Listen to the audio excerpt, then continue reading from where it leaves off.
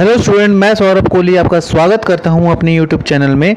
आज हम चर्चा करने वाले हैं इतिहास भाग 8, जो कि हर एग्ज़ाम के लिए काफ़ी इम्पोर्टेंट है, चाहे वो केवीएस हो, एनवीएस हो, यूपीपीसीएस हो, यूपीएससी, एसएससी या अन्य कोई एग्ज़ाम हो।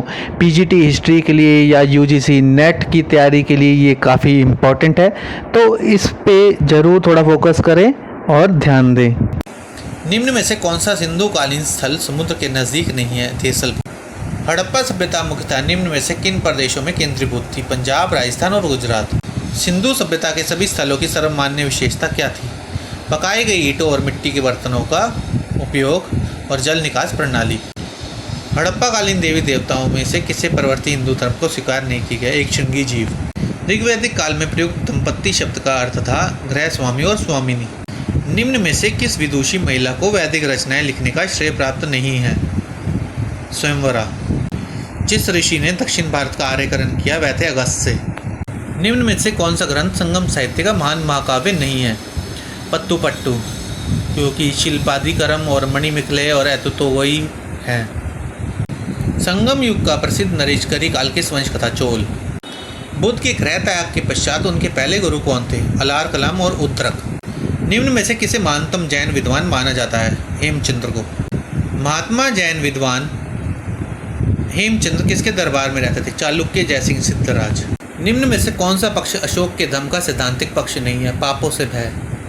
निम्न में से किस संप्रदाय में बिंदुसार को धार्मिक रुचि थी? आजीविक। अशोक का धर्म मूलतः था एक सामाजिक और नैतिक अवधारणा। निम्न में से किसका लौह स्रोतों पर एकाधिकार था? मगध क्षेत्र। रोमन साम्राज्य के साथ किसने पहली बार व्यापारिक संबंध स्थापित किए?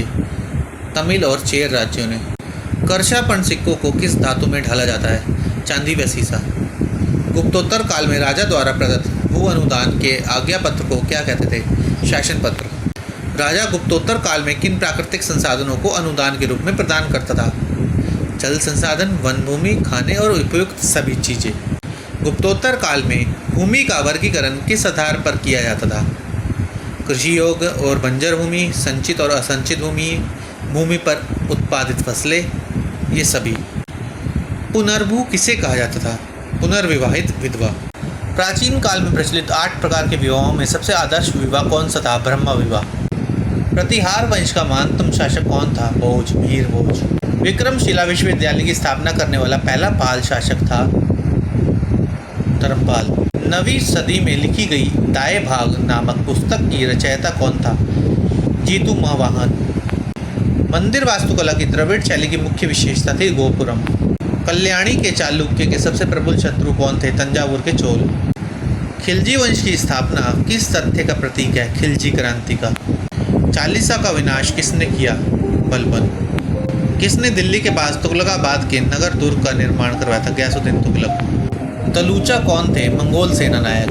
मुस्लिम शासन की स्थापना से पूर्व कश्मीर किस धार्मिक संप्रदाय का केंद्र था? शैव धर्म। मारवाड़, जो मूलतः मेवाड़ के अधीन था, किसके नेतृत्व में स्वतंत्र राज्य के रूप में उदित हुआ? राव जोधा। विजयनगर राज्य में नायक प्रस्तुत कौन थे? वंशानुगत सैन्य राज्यपाल। विजयनगर राज्य की राज्य प्रसिद्ध का सभापति कौन होता है? प्रधानमंत्री।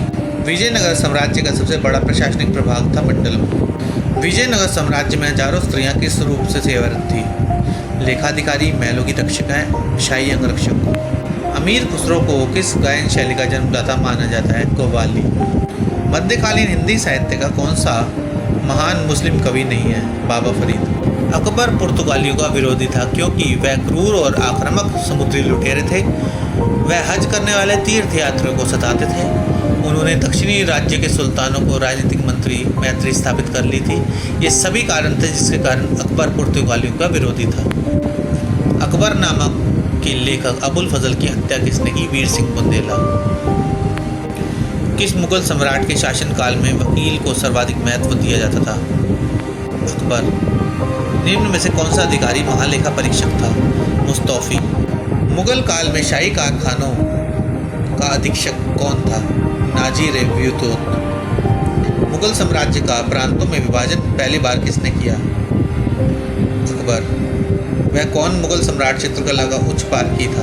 जहांगीर। जहांगीर की आत्मकथा का शीर्षक है तुजुके जहांगीरी। अकबर के दरबार का सर्वाधिक प्रसिद्ध कवि था गिजाली। अंग्रेजों ने अपनी प्रथम किलेबंद फैक्ट्री कहाँ स्थापित की? मद्रास। भारतीय और यूरोपीय व्यापारियों का सर्वाधिक प्रसिद्ध मिलन स्थल था